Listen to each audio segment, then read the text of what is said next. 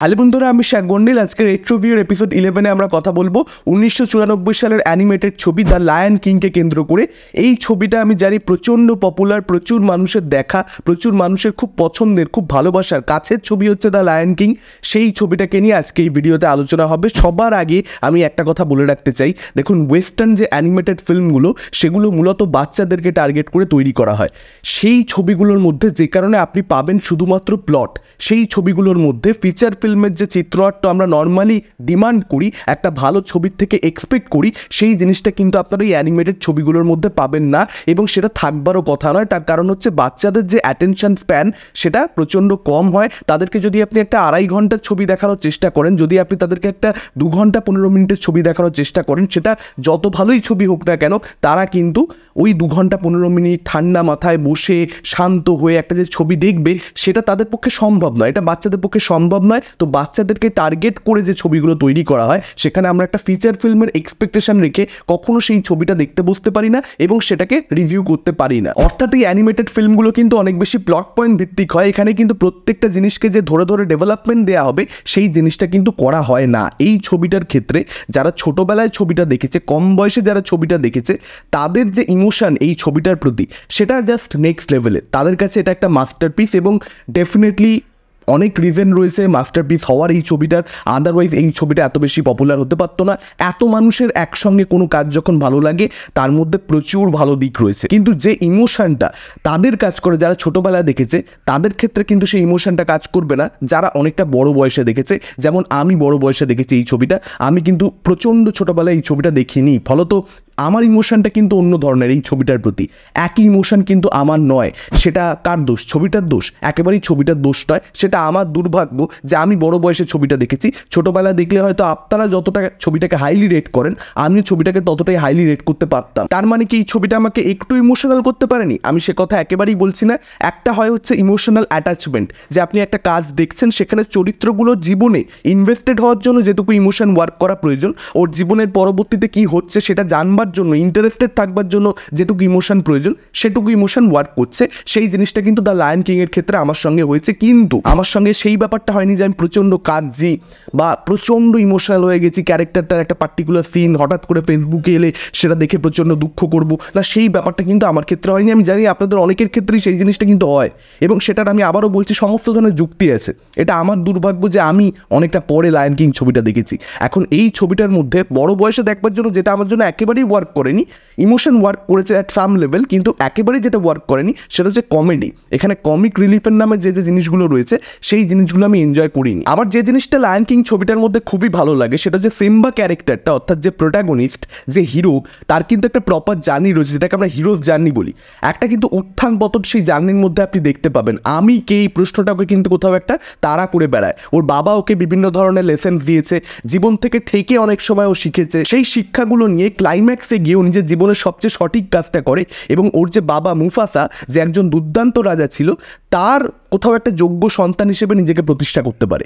সেই ক্লাইম্যাক্সটা কিন্তু অডিয়েন্সকে খুব স্যাটিসফাই করতে পারবে। ক্লাইম্যাক্সটা কিন্তু খুব কমপ্লিট একটা ফিলিং দেয়। এই ছবিটার কিন্তু এটাই মজা, একটা হোলসাম ব্যাপার রয়েছে কিন্তু ছবিটার মধ্যে।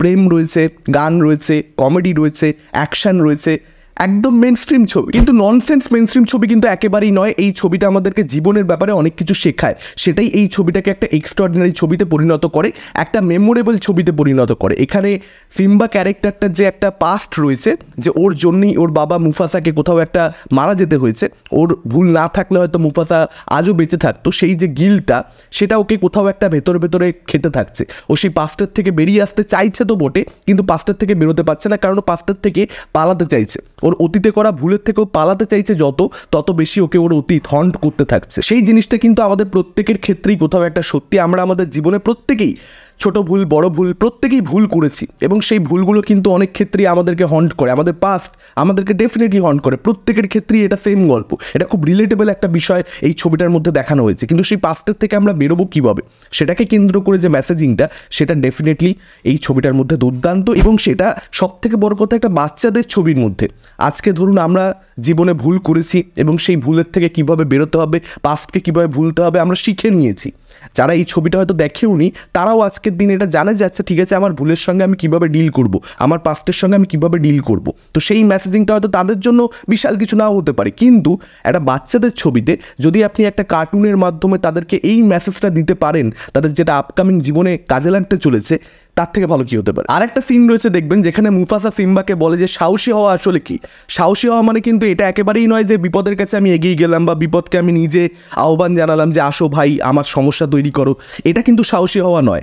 বিপদকে ফেস করতে হবে তখন যখন বিপদ এসে পড়েছে, এটা হচ্ছে সাহসী হওয়া। সাহসী হওয়াকে নিয়ে যে বক্তব্যটা রয়েছে এই পার্টিকুলার সিনের মধ্যে, সেটাও কিন্তু খুব ভালো এবং বাচ্চাদের জন্য সেটা দেখুন এই বক্তব্যগুলো আজকের দিনে আমার বয়সের লোকেরা সবাই জানে, মানে এটা আমাকে মুফাসা শেখাতে পারবে না বা এটা আমাকে লায়ন কিং শেখাতে পারবে না, কিন্তু বাচ্চাদের জন্য এই মেসেজগুলো ডেফিনেটলি খুব ইম্প্যাক্টফুল। এবং মুফাসার মারা যাওয়াটা ওটা শকিং ছিল, মানে ওটা যে হতে চলেছে, আমি টুইস্ট বলবো না এটাকে, এটা কোনোভাবে টুইস্ট নয় একটা, কিন্তু এটা যে আসতে চলেছে সেটা না কেউ ভাবতে পারে না, সেটা একটা শক দেয় অডিয়েন্সকে। আর রিভেঞ্জ একটা এমন ইমোশন না যেটা খুব ইউনিভার্সাল আমার মত, এবং আপনারা আশা করি প্রত্যেকে এই কথার সঙ্গে একমত হবেন, মানে একটা রিভেঞ্জ ড্রামা সেটা কিন্তু অডিয়েন্সকে খুব মজা দেয়। লাস্টে গিয়ে যখন প্রতিশোধটা নিতে পারে হিরো, তখন যে স্যাটিসফ্যাকশনটা সেটা কিন্তু নেক্সট লেভেলের। মানে একটা ইংরেজি ভাষার ছবি দ্য লায়ন কিং, হিন্দি ডাবডও অবশ্যই অ্যাভেলেবেল রয়েছে, কিন্তু আমি কথার কথা বলছি, আপনি ইংরেজি ছবিটাই অরিজিনালটাই চালিয়ে দিন, যে ইংরেজি বোঝে না সেরকম একটা মানুষের জন্য, সেও কিন্তু গল্পটা বুঝে যাবে। এই ছবিগুলোর মজা হচ্ছে এটাই, খুব ইউনিভার্সাল, এবং এই ধরনের ছবিগুলোর ক্ষেত্রে না অ্যান্টাগনিস্ট স্ট্রং হওয়াটা খুব দরকার, এবং সেটা কিন্তু এই ছবির মধ্যে রয়েছে। অ্যান্টাগনিস্ট কিন্তু খুবই স্ট্রং। এখানে স্কার যে ক্যারেক্টারটা, আঙ্কেল স্কার, সেই ক্যারেক্টারটা কিন্তু বেশ ইম্প্যাক্টফুল। মানে সেই ক্যারেক্টারটা যেরকম ম্যানুপুলেটিভ, সেটা কিন্তু শেক্সপিয়ারের বিভিন্ন নাটকের কথা সত্যি বলতে মনে করিয়ে দেয়।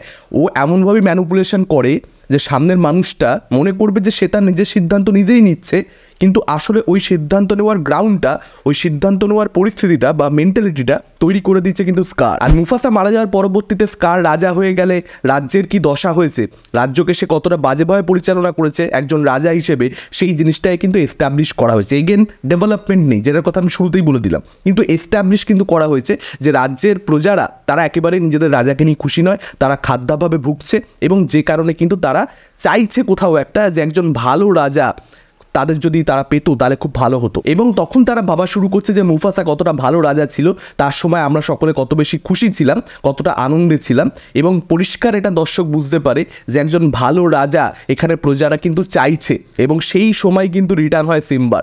তো এই জায়গাটা কিন্তু ডেফিনেটলি বেশ ভালোভাবে লেখা হয়েছে।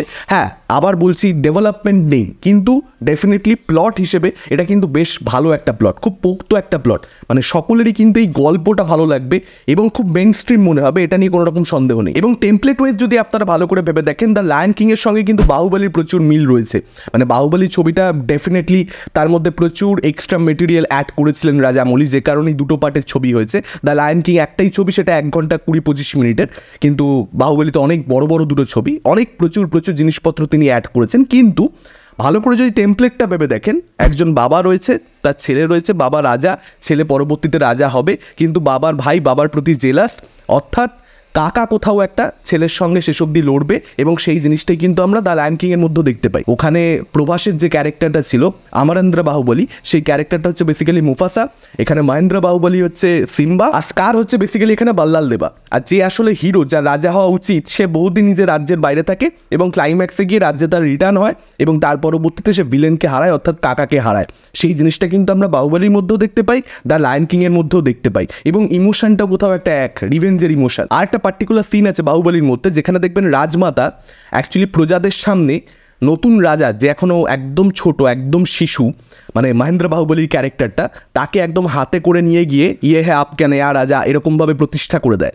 সেই জিনিসটা কিন্তু অ্যাকচুয়ালি দ্য লায়ন কিংয়ের মধ্যে রয়েছে। সেখানে রাজামৌলির একটা ইন্সপিরেশন ছিল বা হোমাজ দেওয়ার চেষ্টা করেছে, একদম নিশ্চিত সেটা। আর ছবিটার মধ্যে একটা ভালো লাগার জায়গা হচ্ছে প্রত্যেকটা ক্যারেক্টারই কোথাও একটা ইম্পর্টেন্ট। সিম্বা যে সিম্বা হয়ে উঠতে পারছে, ওর যে হিরোজ জার্নিটা কমপ্লিট হচ্ছে, সেটার জন্য কিন্তু প্রত্যেকটা ক্যারেক্টারকেই কোনো না কোনো পর্যায়ে ওর দরকার ছিল।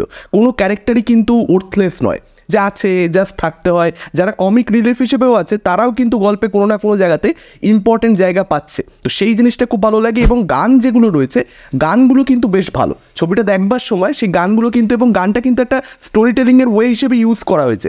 গান কিন্তু শুধুমাত্র একটা গান রাখতে রেখে দেওয়া তা নয়, গানও কিন্তু কোথাও একটা গল্প বলছে, মানে বাচ্চাদেরকে এন্টারটেন করতে হবে, গানের মাধ্যমে এন্টারটেন করে দিলাম, তার সঙ্গে সঙ্গে গল্পটাও সেটার সঙ্গে সঙ্গে চলছে, সেই ব্যাপারটাও কিন্তু আমার কোথাও একটা ভালো লেগেছে। এবং স্পেশালি স্কারের যে গানটা রয়েছে সেই গানটা তো এক্সট্রাঅর্ডিনারি। সব মিলিয়ে এটা একটা পোক্ত অ্যানিমেটেড ছবি, এবং যাদের এই ছবিটাকে নিয়ে প্রচুর ইমোশনস রয়েছে, যারা প্রচণ্ড নস্টালজিক এই ছবিটাকে নিয়ে ছোটোবেলা থেকে বারবার দেখেছে, কেন তারা দেখেছে বারবার, কেন তাদের ইমোশন রয়েছে, সেটা কিন্তু আমার কাছে খুব পরিষ্কার, একদম পরিষ্কার। ছবিটা দেখলে বোঝা যায় যে হ্যাঁ, এই ছবিটা মানুষ ছোটোবেলায় দেখলে তাদের সত্যিকারের একটা গ্রাউন্ড ব্রেকিং কিছু দেখছে, এটা মনে হতে পারে। আপনাদের কি মতামত লায়ন কিংকে কেন্দ্র করে, আপনারা ডেফিনেটলি সেটা আমাদের কমেন্ট করে জানাতে পারেন। এবং রেট্রো ভিউতে কিন্তু আমরা আরও বেশ কিছু পুরনো পপুলার সিনেমাকে নিয়ে কথা বলছি, আপনারা সেই ভিডিওসগুলো চেক আউট করতে পারেন।